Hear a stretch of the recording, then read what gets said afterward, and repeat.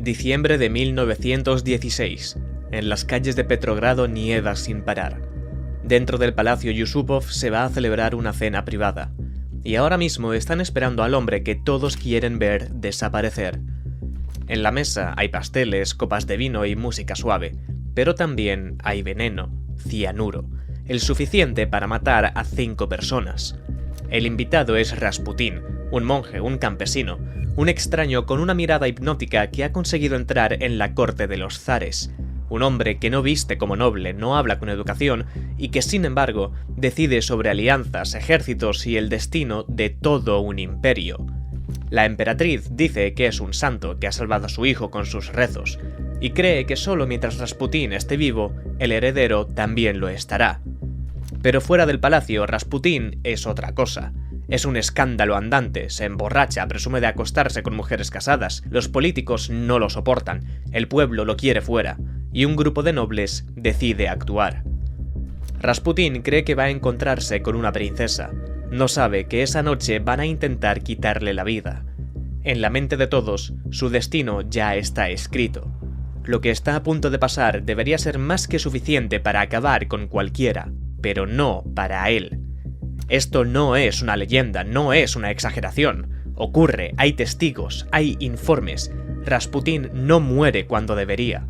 Y cuando por fin cae, deja atrás de sí la mayor maldición que jamás ha tocado a la familia imperial. Pero, ¿quién es realmente Rasputín? ¿Cómo llega un campesino a tener influencia sobre el imperio más grande del mundo? ¿Y existe de verdad algo en él que la ciencia no puede entender? Este es el misterio de Rasputín, el hombre que desafió a la muerte. Año 1869. Profundo invierno en Siberia Occidental. En medio de una aldea remota llamada Pokrovskoye, nace un niño. Su nombre es Grigori Yefimovich Rasputín. Es el quinto de 9 hermanos. Grigori crece descalzo entre animales, barro y nieve. Ayuda a su padre con los caballos, cuida del campo. Aquí no hay nada más que campos helados y chozas de madera. La mayoría de la gente no sabe leer ni escribir, tampoco hace falta. Lo único que importa es el trabajo, la cosecha, la fe y aguantar. La vida es dura, pero hay algo en él que llama la atención desde pequeño. No es como los demás. Tiene tics, movimientos extraños. A veces se ríe solo o se queda quieto durante horas. Algunos vecinos empiezan a pensar que está loco.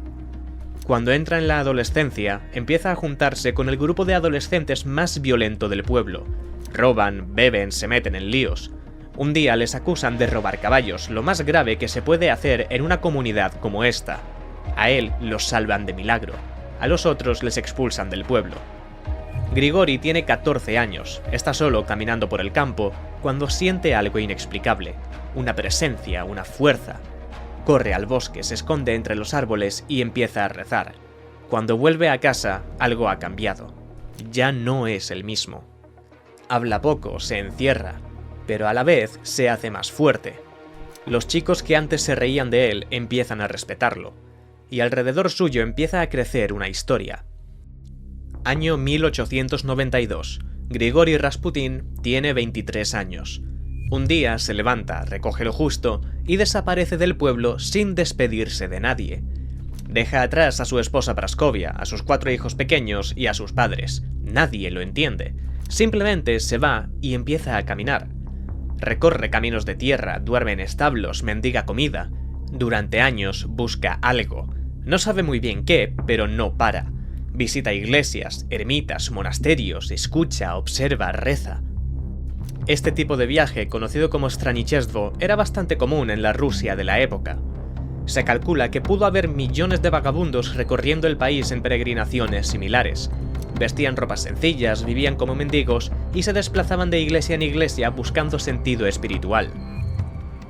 1897. Rasputín llega al monasterio de Verjoturie, perdido en la vasta Siberia. Allí conoce a Makari, un monje iluminado, alguien que no solo predica, sino que enseña. Rasputín aprende a ayunar, a callar, a resistir. Dedica horas a rezar hasta que el cuerpo le falla de agotamiento. Cree que está limpiando su alma, que se prepara para algo grande, algo que aún no entiende, pero que está por venir. Pronto Rasputín empieza a moverse por los márgenes, y los márgenes en la Rusia profunda están llenos de comunidades apartadas, gente que busca respuestas fuera de la iglesia oficial. Uno de esos grupos se llama los Klistí. Su creencia es que a través del pecado viene el arrepentimiento, y que ese arrepentimiento acerca más a Dios. Después de años como peregrino, Rasputín por fin vuelve a casa. Ya no es el mismo. No solo ha cambiado él, la gente también lo ve distinto, se ha corrido la voz. Hablan de curaciones, de visiones, de bendiciones que funcionan. Empiezan a llamarlo starets, un hombre sabio, un elegido. Su fama crece tan rápido que muchos ricos están dispuestos a viajar hasta Pokrovskoye solo para ser curados por él. Pronto, Makari envía una carta de recomendación a un amigo en San Petersburgo. Rasputín emprende el largo viaje hasta la capital. Allí conoce a un influyente sacerdote llamado Sergei Trufanov, más conocido como Iliodor. La ciudad está llena de médiums, de hipnotistas, de visionarios, pero ninguno provoca tanto interés como él. Rasputín descubre que tiene un don especial. A diferencia de los otros predicadores, él tiene carisma, y eso hace que la gente lo escuche. A las élites de San Petersburgo les atrae su visión de la religión, sienten que es una versión más pura de la fe, y enseguida aprende a perfeccionar y explotar esa presencia durante el resto de su vida. No pertenece a la iglesia, camina por la ciudad con botas sucias, ropa vieja y una larga barba negra, y sin embargo los más poderosos lo invitan a sus casas, lo escuchan, le hacen preguntas serias esperando respuestas sagradas. En pocos meses, Rasputín pasa de dormir en lugares baratos a ser presentado ante los hombres más influyentes del país. Científicos, obispos, generales, todos quieren comprobar si el rumor es cierto. Ha llegado un hombre santo de Siberia, un starets que cura con la mirada, alguien que no se vende ni se arrodilla. Un día conoce a dos hermanas muy influyentes, conocidas como las Cuervas Negras, Militsa y Anastasia, princesas de Montenegro casadas con miembros de la familia Romanov. Ellas quedan fascinadas por él y se encargan de presentárselo al zar Nicolás II y a su esposa, la zarina Alexandra. Envían cartas, mueven hilos y lo consiguen. En Sergievka, a las afueras de la capital, Nicolás y Alexandra lo ven por primera vez. No es una reunión larga, pero a la zarina le basta para querer volver a verlo. La zarina Alexandra ya tuvo un asesor espiritual, un hombre llamado Nizier Filip, que se supone que ayudó a Alexandra a dar luz a un hijo varón. En la Rusia imperial, solo un hombre podía heredar el trono. Antes de que Filip llegase, Alexandra había tenido 4 hijas consecutivas, lo que le había generado una enorme presión. Pero muchos veían un riesgo en que un extranjero tuviera poder sobre el imperio ruso, y finalmente la familia tuvo que enviarlo de vuelta a Francia. Antes de irse, Filip dejó una última profecía. Le dijo a la zarina que no se preocupase, que Dios pronto enviaría a otro místico para ocupar su lugar. Poco tiempo después apareció Rasputín. No es difícil entender por qué el zar y la zarina llegaron a creer que Rasputín había sido enviado por Dios. En una noche de 1907, dentro de una habitación del Palacio de Alexandra, el pequeño Alexei se retuerce de dolor. Tiene 8 años, es el heredero del Imperio ruso, y está sangrando por dentro. Si esa hemorragia no se detiene, el niño va a fallecer. Los médicos no saben qué hacer. Le han dado morfina, le han vendado las piernas, han aplicado hielo, pero nada funciona. Alexei tiene una enfermedad muy rara e incurable, la hemofilia, que impide que la sangre coagule correctamente.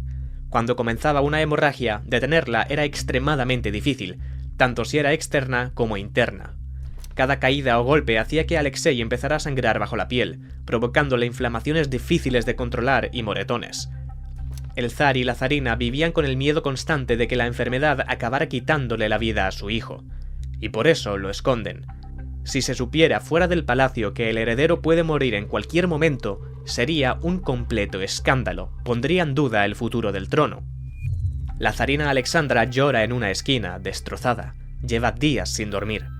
Y entonces, desesperada, hace algo que cambiará la historia de Rusia. Manda buscar a Rasputín. Él llega al palacio esa misma noche. No lleva maleta ni medicinas, simplemente camina hasta la habitación, se acerca al niño y le susurra unas palabras antes de empezar a rezar. Y poco a poco, el niño se calma. Deja de temblar, luego empieza a respirar mejor, cierra los ojos y duerme. A la mañana siguiente, la hemorragia se ha detenido. Los médicos no lo pueden entender, han sido incapaces de ayudar al niño, y de repente aparece este campesino que reza, mueve la mano, y el problema desaparece. ¿Cómo es posible que un simple campesino lograra lo que ningún médico pudo? Hoy, más de un siglo después, sigue sin haber una respuesta clara, pero se cree que en esa época los médicos le daban aspirina para el dolor sin saber que era un anticoagulante que empeoraba el sangrado. Cuando Rasputín llega, ordena que lo dejen en paz, que no lo toquen, que pare los tratamientos. Así, eliminan justo lo que puede estar empeorando su estado. A eso se le suma la calma. Se apagan las luces, desaparece el ruido y su madre deja de llorar. Gracias a esto, el niño se relaja. Hoy se sabe que el estrés empeora las hemorragias y que la calma puede frenarlas. No es magia, es descanso, es ausencia de aspirina, y es un cuerpo que por primera vez en horas deja de luchar. Quizá eso es lo que salva a Alexei. Pero hay un problema. Esto explica una noche, no explica lo que pasará después. Para Alexandra es un milagro. Está convencida de que Rasputín ha salvado a su hijo, que ha sido enviado por Dios, que no es un hombre cualquiera, y que sin él, Alexei no estaría aquí. Desde ese día todo cambia. Rasputín ya no es un visitante más, se convierte en alguien imprescindible. Para Alexandra es casi sagrado. Le escribe cartas, le pide consejo, le confía sus temores, dudas, pensamientos. El zar no termina de entenderla, pero tampoco la frena, porque los resultados son reales. El niño vive, y mientras eso siga ocurriendo, nadie cuestionará a Rasputín. Cada vez que hay una crisis lo llaman, aparece, reza y el niño mejora.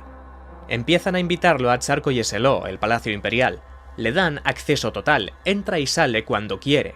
Mientras los propios miembros de la familia imperial necesitan cita previa para ver al zar, a Rasputín le basta con aparecer.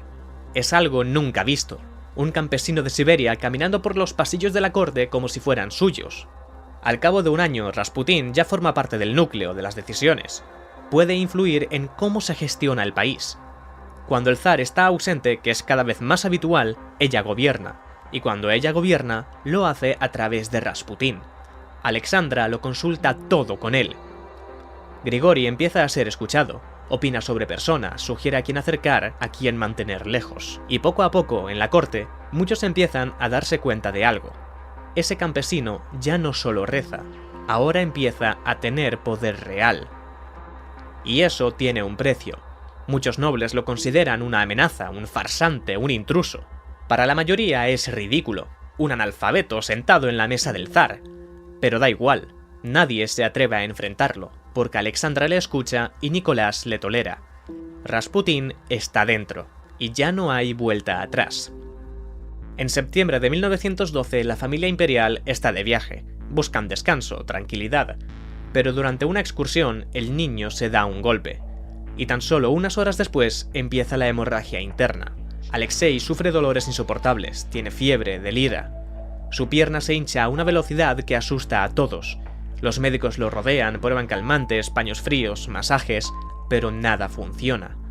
Todos empiezan a aceptar que el niño no va a sobrevivir mucho más tiempo. Alexandra entra en pánico. Desesperada, le manda un telegrama a Rasputín, que está en Siberia. Le cuenta lo que ocurre, le suplica ayuda. La respuesta llega poco después. Dios ha visto tus lágrimas y ha escuchado tus oraciones. No llores. El pequeño no morirá. No permitas que los médicos lo molesten demasiado. Esa misma noche, la hemorragia deja de empeorar. Al día siguiente el dolor disminuye. Con el paso de los días, Alexei empieza a recuperarse. Más de un siglo después, este caso sigue sin explicarse del todo.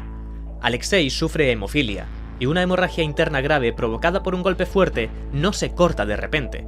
Lo normal es que empeore durante días y que la recuperación sea lenta, irregular y muy larga.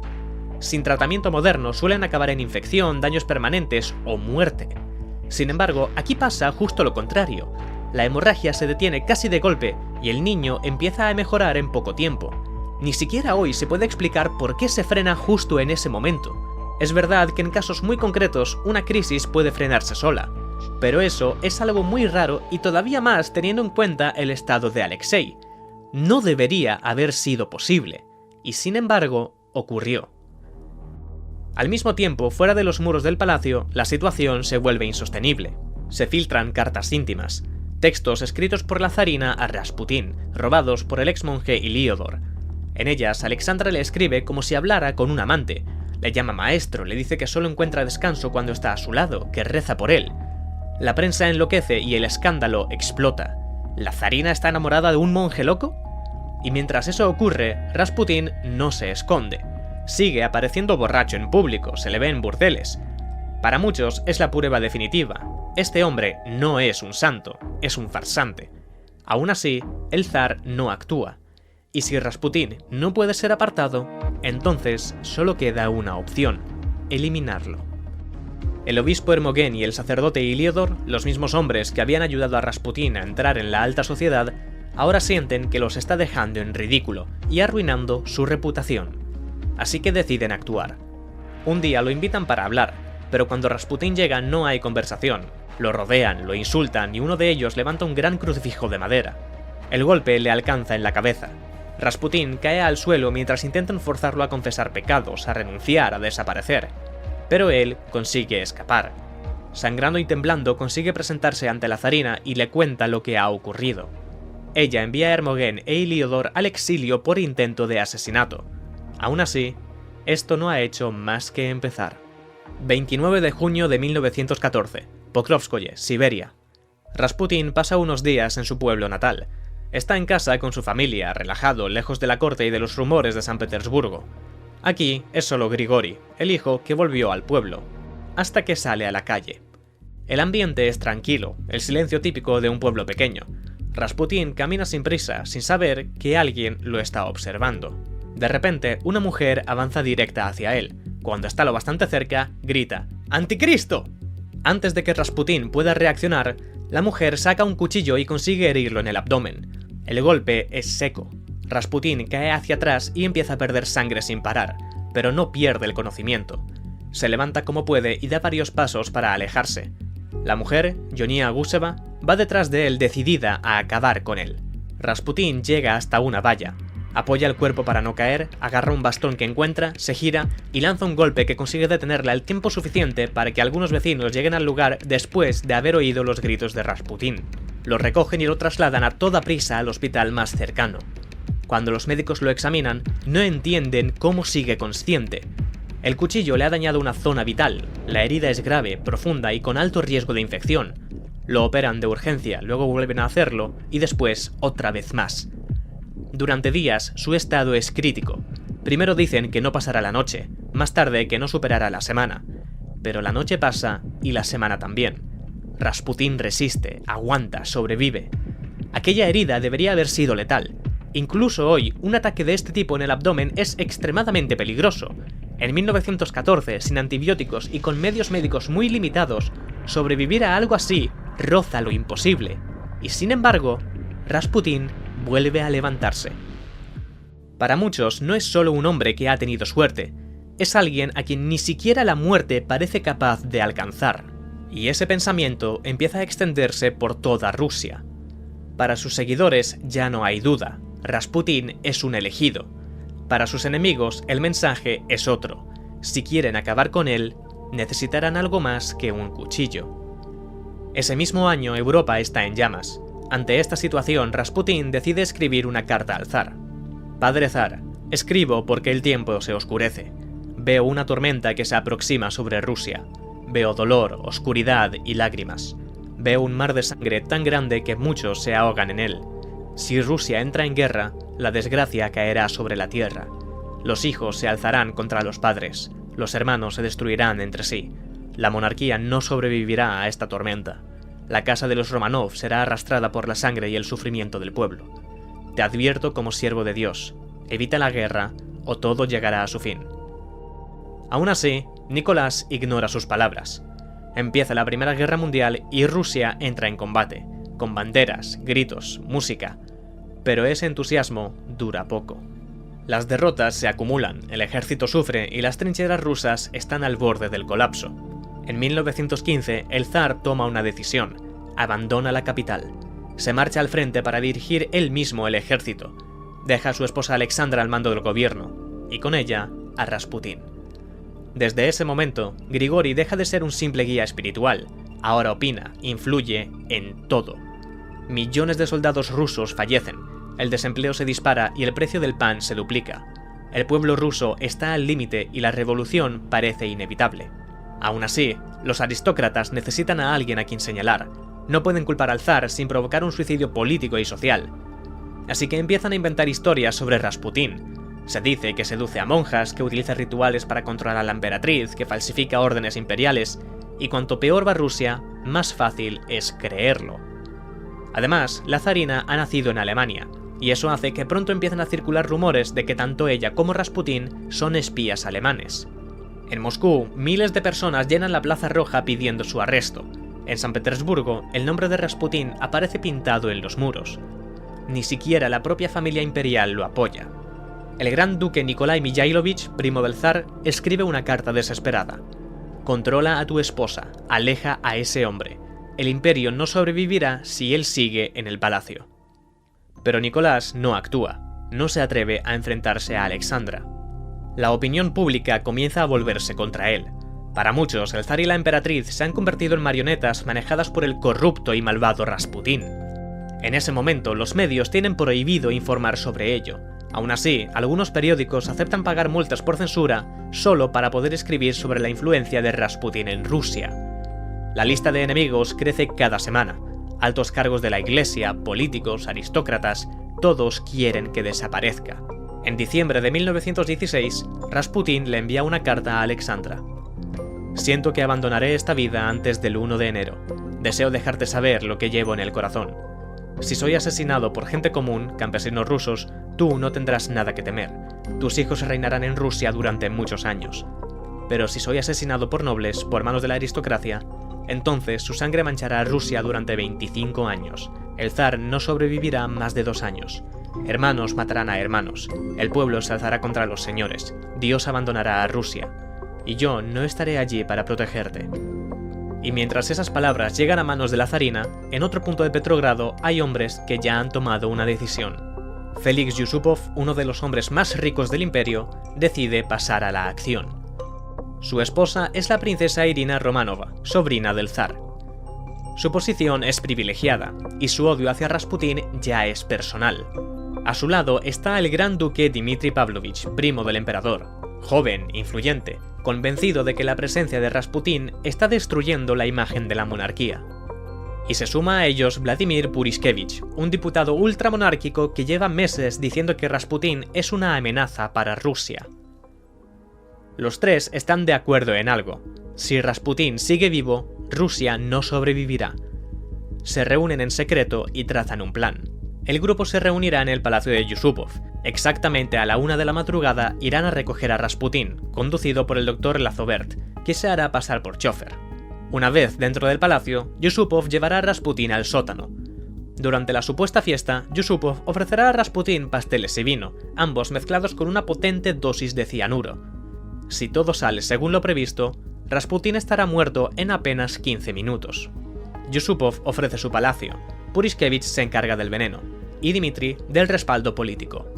Saben que lo que están planeando es un ataque directo contra la zarina, un golpe al corazón del poder, pero lo hacen por Rusia. Aún así, todo eso funcionará si Rasputín acepta ir a la fiesta. Y ahí entra el anzuelo perfecto, la princesa Irina. Rasputín lleva años obsesionado con ella, habla de su belleza, de su mirada. Yusupov lo sabe y lo usa. Le dice que Irina quiere conocerlo, que habrá una pequeña velada íntima en su palacio, y Rasputín no puede resistirse. 29 de diciembre de 1916. A las 11:30, Rasputín sube al coche, bromea, sonríe. Lo que no sabe es que está a punto de entrar en una trampa mortal. En el palacio Yusupov todo está preparado. El sótano ha sido decorado con alfombras, cortinas y velas. Pero los pasteles tienen cianuro, el vino también. La dosis debería ser suficiente para matar a 5 hombres adultos. Arriba, en el salón principal, el gran duque Dmitri y Puriskevich esperan. Yusupov respira hondo, se mira en el espejo, baja las escaleras y revisa por última vez cada detalle: el mantel, las copas, el veneno. Entonces se escucha el sonido de la puerta principal. Rasputín ha llegado. «Vamos, hace frío. Irina te espera dentro». Rasputín entra. Cruzan un pasillo hasta llegar al sótano. La princesa está arriba con unos amigos, bajará enseguida. Grigori asiente. Bonito sitio, muy imperial. Yusupov le sirve vino, abre una caja de pasteles y le ofrece uno. Rasputín lo coge, lo muerde, mastica despacio. Lo que no sabe es que cada trozo lleva cianuro y cada sorbo de vino también. Pasan 15 minutos. Rasputín habla tranquilo, bebe otra copa. 20 minutos. Nada. Yusupov empieza a ponerse nervioso, mira el reloj, ofrece otro pastel. 30 minutos. Ni una gota de sudor. La toxina debía matarlo en menos de 10 minutos. Es veneno de laboratorio, puro, letal. Pero el monje sigue ahí. Yusupov no sabe si está soñando o viviendo una pesadilla. Y ya no aguanta más. Voy a ver si Irina está lista. Sube las escaleras. En el piso superior lo esperan Puriskevich y Dmitri. Félix entra pálido. No ha pasado nada, no le afecta, se lo ha comido todo y sigue igual. Puriskevich se levanta de golpe, abre su abrigo y saca un revólver. No hay más tiempo, tienes que hacerlo tú. Sin pensárselo, Yusupov coge la pistola y vuelve al sótano. Poco después, se escucha un disparo seco. Rasputín cae al suelo, boca arriba, con los ojos cerrados. Puriskevich y el resto miran el cuerpo. Todos asienten. Está hecho. Sin perder más tiempo, apagan las luces y siguen con el plan. Dmitri y el médico Stanislav se dirigen hacia el coche para empezar a destruir las pruebas. Ahora deben deshacerse del cadáver. Félix se arrodilla, se acerca al cuerpo. Y entonces los ojos de Rasputín se abren de golpe. Rasputín le agarra el hombro. Félix se suelta de un empujón, el monje se arrastra, se levanta como puede. Da un paso, luego otro, abre la puerta del patio y echa a correr. Puriskevich baja en ese momento. Saca su pistola y persigue a Rasputín hasta el patio. Justo cuando está a punto de llegar a la puerta dispara 2 veces, pero ambas balas fallan. Por más que lo intentan, parece que Rasputín es realmente invencible. Pero Puriskevich dispara 2 veces más. Esta vez, las balas le alcanzan en la espalda. Rasputín cae sobre la nieve. Puriskevich se acerca y vuelve a disparar. Rasputín ha muerto, de verdad. El grupo se mueve rápido, no pueden perder más tiempo. Envuelven el cuerpo en una tela gruesa, posiblemente en una alfombra o un mantel. Lo atan con cadenas de hierro y lo meten en el maletero de un coche. Se dirigen al río. Cuando cruzan el puente Bolshoi-Petrovsky, encuentran lo que buscan: un agujero en el hielo. Algún pescador lo ha abierto hace unos días. Detienen el coche, arrastran el cuerpo como pueden y lo lanzan. El bulto desaparece en la oscuridad del agua, hundido por el peso del hierro. Ya está. Rasputín ha desaparecido. Convencidos de que todo ha terminado, vuelven a casa. Yusupov quema su ropa. Puriskevich abandona la ciudad en tren. Dmitri vuelve a su rutina habitual. 2 días después del asesinato, el 2 de enero de 1917, una mano sobresale del hielo. Los trabajadores que limpian el río Liteini la ven y dan el aviso. Aparecen policías, rompen el hielo y sacan el cuerpo. Es él, Grigori Rasputín. El informe es una pesadilla. 3 impactos de bala, uno en el torso, otro en el costado y el último en la frente. Pero en el estómago no hay rastro de veneno, el cianuro falló. Se degradó por el calor, fue mal preparado o su cuerpo resistió. Da igual, lo que importa es que Rasputín ya no está. La noticia se extiende por todas partes, muchos lo celebran. Pero Nicolás II, presionado por Alexandra, ordena el confinamiento de Félix Yusupov. Al gran duque Dmitri lo manda al frente, y a Puriskevich, diputado y figura pública de la derecha monárquica, se lo deja en libertad para evitar convertir el crimen en un conflicto político abierto. Pronto queda claro que el problema no era Rasputín. La guerra sigue destrozando al país, la comida escasea, las huelgas se multiplican y la confianza en la monarquía se hunde. Sin él, nada mejora. Al contrario, todo parece acelerarse. Alexandra, destrozada, repite una y otra vez que todo se está cumpliendo, su profecía, su carta, todo. 2 meses después, el país finalmente estalla. Las fábricas se paralizan, miles de personas salen a la calle, los soldados se niegan a disparar contra la multitud y acaban uniéndose a ella. En pocos días, el control se pierde, el zar abdica, la dinastía Romanov se derrumba tras más de 300 años. La familia imperial queda arrestada en su propio palacio. Y entonces, el 17 de julio de 1918, menos de 2 años después del asesinato de Rasputín, Los Romanov son ejecutados al completo en Ekaterimburgo por órdenes del nuevo poder bolchevique. Ni un solo hijo del zar sobrevive, justo como él había escrito. La profecía se cumple, y con ella cae para siempre la era de los zares. 1927, 11 años después. Félix Yusupov publica un libro, El fin de Rasputín. En él describe cómo lo mataron. El veneno, los disparos, el río, todo. Su versión se convierte en la más conocida. Es la que Hollywood adapta, la que los libros repiten. Pero no hay pruebas de que realmente se usara veneno. La autopsia oficial no detectó ningún rastro. Algunos expertos creen que Yusupov exagera. Pero la historia no termina ahí. En los últimos años se ha empezado a hablar de espías, de operaciones encubiertas. Hay un nombre que se menciona una y otra vez, Oswald Reiner, agente del MI6, y un amigo cercano de Yusupov que estaba en Petrogrado la noche que murió Rasputín. Algunos creen que fue él quien disparó la bala final, que el Reino Unido, temiendo que Rasputín convenciera al zar de salir de la guerra, decidió actuar, que la mano que mató a Rasputín no fue rusa, fue británica. Nunca se ha probado del todo, pero los documentos desclasificados siguen sin dar una respuesta clara. ¿Y si el asesinato fue mucho más complejo de lo que se contó? ¿Y si lo de Yusupov fue solo la versión autorizada? Hoy, más de un siglo después, Rasputín sigue siendo un enigma. Se le llama el monje loco, pero esa etiqueta se queda corta. Es un campesino sin estudios que termina caminando por los pasillos del Palacio Imperial. Un sanador, un pecador, un símbolo de esperanza para unos, una pesadilla para otros. Nada en Rasputín es sencillo. Predica, vive entre excesos, habla de Dios, se mueve entre escándalos. Y cuando finalmente intentan borrarlo, tampoco es fácil. Ni el veneno, ni las balas, ni el frío. Incluso su muerte parece resistirse a ser normal. ¿Quién es realmente Grigori Rasputín? ¿Un sanador con un don real? ¿Un manipulador brillante? ¿Un producto de la desesperación de una madre? ¿O algo que ni siquiera hoy sabemos explicar?